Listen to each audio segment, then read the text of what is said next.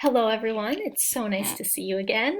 Today I just want to lay the groundwork for this Cold War unit that we're going to be studying. You can see you have some questions to go with this and they'll go right in order. You can either open that in Notability or just do it in your notebook. Before we begin, I just want to share with you this graphic I found.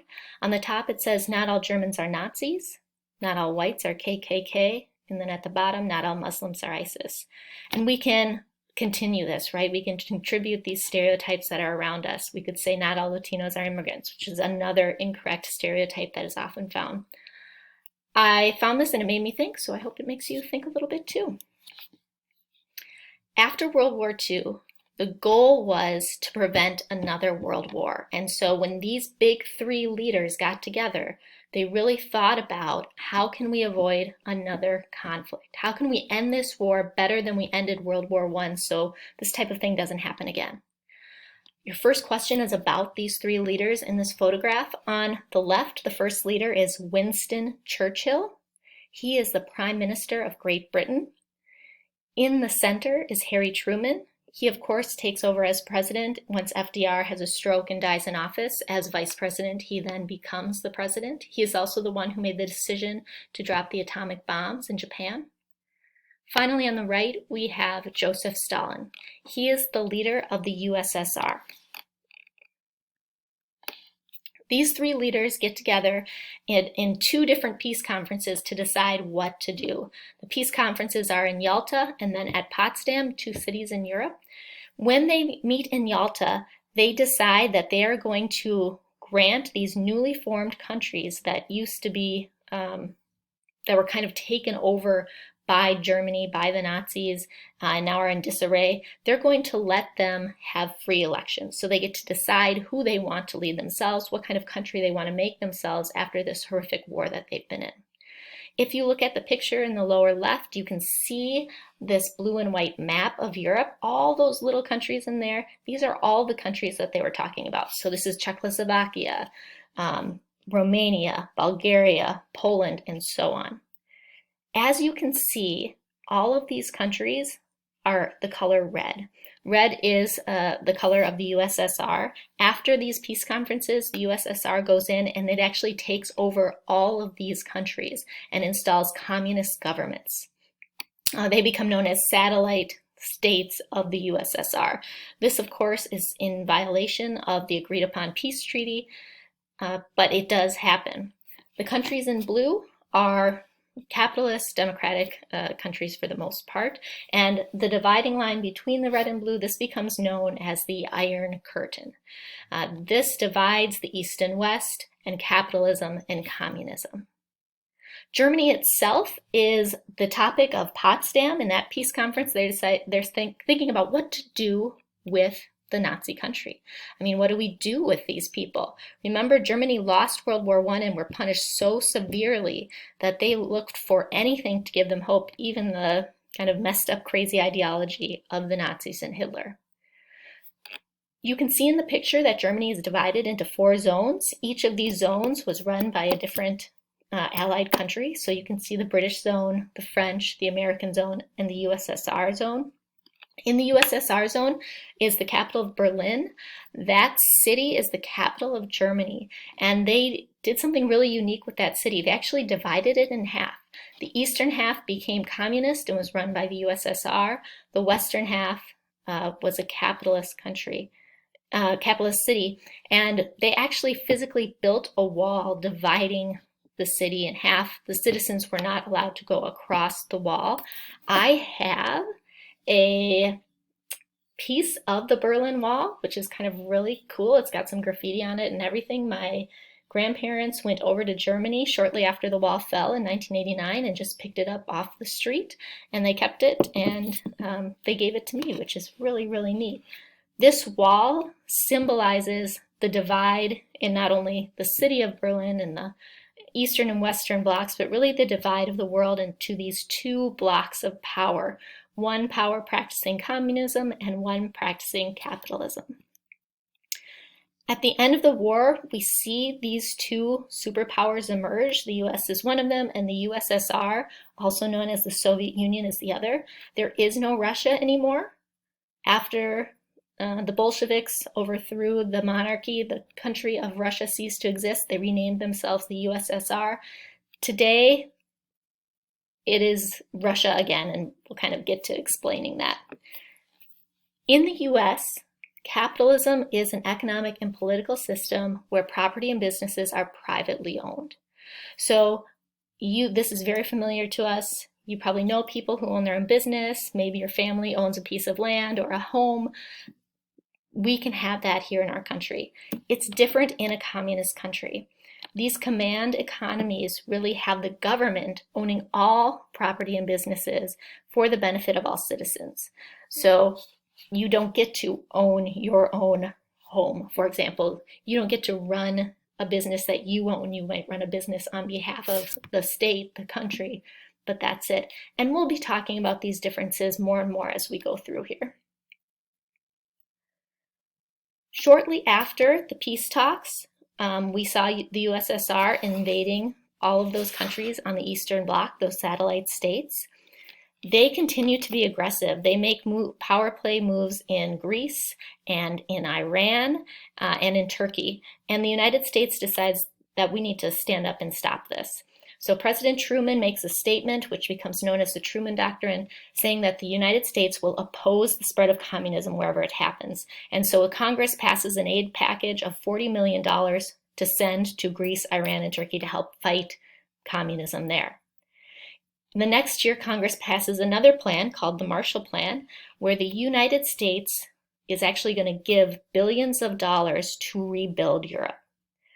The damage from the war is extensive. You can see in these photographs at the bottom. This is a photograph of the same city, Stuttgart, Germany. You can see one is taken in 1947.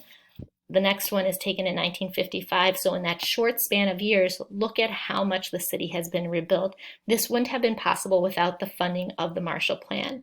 The thinking behind this, of course, is to build a lasting peace, like we saw in the Fallen video yesterday. This long peace is only possible because of the way the victors, the Allies, and in particular the United States, really stepped up to provide for the losers in this war so that they could start new lives, so that they could be content with what they have. Content people are, of course, much less likely to start a war or an uprising. In 1945, the United Nations is formed. This is still around today. This is the diplomatic body where leaders and representatives of each nation get together to work things out through talking before we break out into war. In that same year, democratic countries around the world see the power of the USSR and see how it is slowly invading and taking over countries.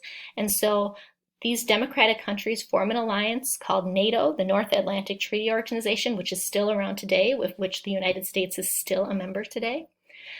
To counter this, 10 years later, there is a communist alliance formed by all of the countries who are communist, and this is called the Warsaw Pact. Warsaw, of course, is in Poland, which at this time is a communist government. The Cold War itself lasts from 1947 all the way until 1991, so it's a good chunk of time, and it's basically a battle for control of the world. It's capitalist versus communism. We call it the Cold War because it doesn't really break out in worldwide fighting, like when a gun fires, it becomes hot. So it stays pretty cold. There are places where conflict breaks out, but it doesn't become a full-scale world war. Both sides of this war build up huge military supplies. They train troops. They are preparing for the next battlefield of the war, which could be outer space. They build up their nuclear weapon supply, and they're really trying to recruit other countries and convince them to adopt either capitalism or communism, depending on what they believe in. We have huge fear during this time kind of pervading society.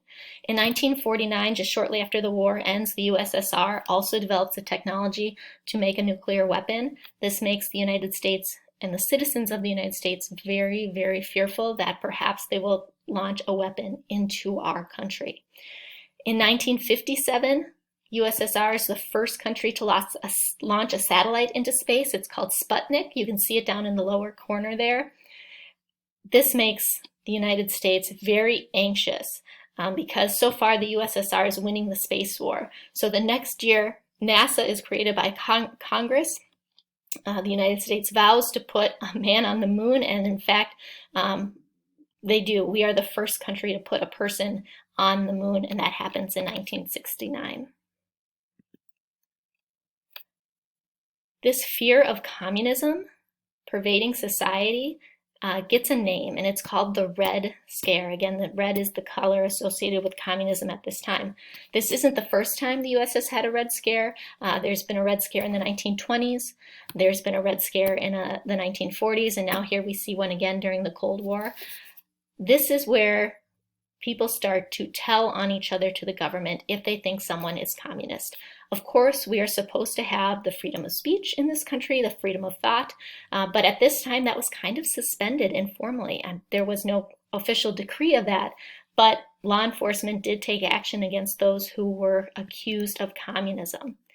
Kids in school would practice duck and cover, so they would crawl under their desks in case a nuclear bomb was coming their way. So as we have tornado drills and active shooter drills, they had duck and cover drills. And of course, would this really do very much if a nuclear weapon was dropped? No, but it gave people a sense of somewhat of control over their circumstances. We also see kids coming to school wearing dog tags so that if a bomb drops and their bodies are discovered, at least you could tell whose body it was. People at home start building bomb shelters. There are kits that you can buy at the store to build your own bomb shelter. You can see they have supplies down there, so hopefully they can stay underground for a good chunk of time, maybe even up to a month in some cases, so that if a bomb falls, you don't have to go out into the radiation and suffer the effects from radiation. You can stay in your bomb shelter for hopefully weeks at a time. Most bomb shelters had room for a maximum of 10 people. Many were much smaller, as you can see from these pictures. If you could save 10 people, who would you invite into your bomb shelter? The Red Scare also sees legal action taken against accused communists. The House of Representatives starts a committee called the Un-American Activities Committee. You can see the headline there, the Hollywood 10 charged with contempt. Many people in Hollywood and across the country were investigated for being communists. Julius and Ethel Rosenberg down in the corner, you can see them in the corner there. They are actually accused of being spies for the communist government. They're put on trial. Very little evidence is presented in the trial, and yet they are still found guilty, and both are executed in the electric chair. Still today, there's some confusion and controversy regarding if they were actually communist or not, if they were actually spies for the USSR. The evidence we have today says that Julius probably was, but that Ethel probably had nothing to do with it. To the right of them, you can see Senator Joe McCarthy. He is a senator from Wisconsin, and he says he has a list of people working in the State Department, 47 names on it, that are communists, and this is a danger to our democracy and to our capitalist system.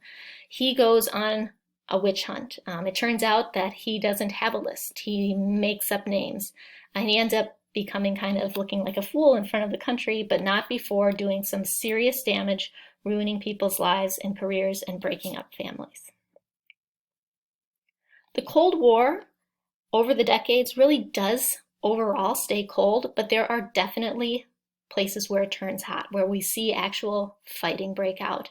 You can see on this map, the red dots are all of the places that break out. We're going to look at some of these conflicts. You can see Vietnam, Korea is something we'll look at this week, and you can see the other places in the world as well.